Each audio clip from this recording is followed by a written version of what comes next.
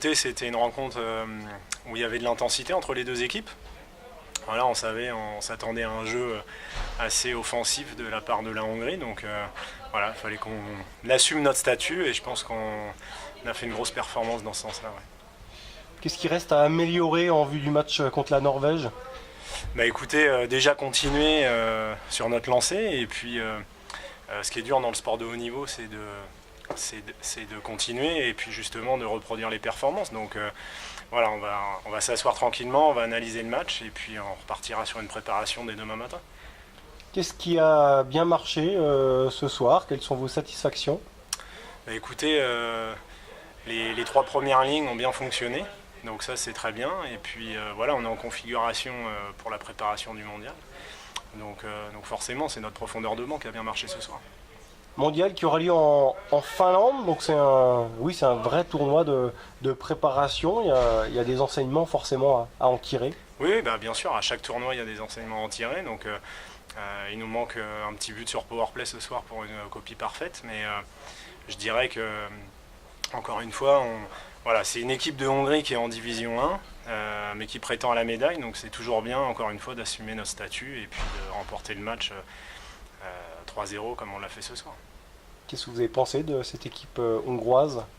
Bah, on les connaît très bien, hein, ça fait plusieurs années qu'on les joue, donc voilà, on s'attendait à ça. Eux, il leur manque une ou deux joueuses, je pense, pour être au complet. Nous, il nous manque une grosse ligne. Donc voilà, c'était un match quand même serré hein, ce soir, malgré le 3-0, c'était un match serré. Donc ce qui prouve que voilà, malgré l'adversité, on a su mettre 3 buts d'écart entre nous et elles. Oui, il y avait de l'engagement. Qu'est-ce que vous avez pensé de l'ambiance générale de Poisson-Pré? Super. Franchement, c'est un public de connaisseurs. Dès le début du match, ils ont encouragé l'équipe jusqu'à la fin. Et puis même à la fin du match, les joueurs sont revenus, sont sortis du vestiaire. Donc ça prouve l'engouement et puis certainement aussi le spectacle qui a été proposé. Je pense que ça a plu au public. Oui, une vraie communion avec les joueuses comme il se passe avec l'équipe d'Épinal. Oui, bah, certainement. Et puis bah, on espère plutôt que sur les deux prochains matchs, le public répondra présent encore une fois et même plus nombreux, j'espère. Oh oui, contre la Norvège et la Slovaquie, faut s'attendre à près de 2500 spectateurs. Ça va pousser, ça vous conforte en fait dans l'intérêt du hockey féminin en France et notamment dans les Vosges?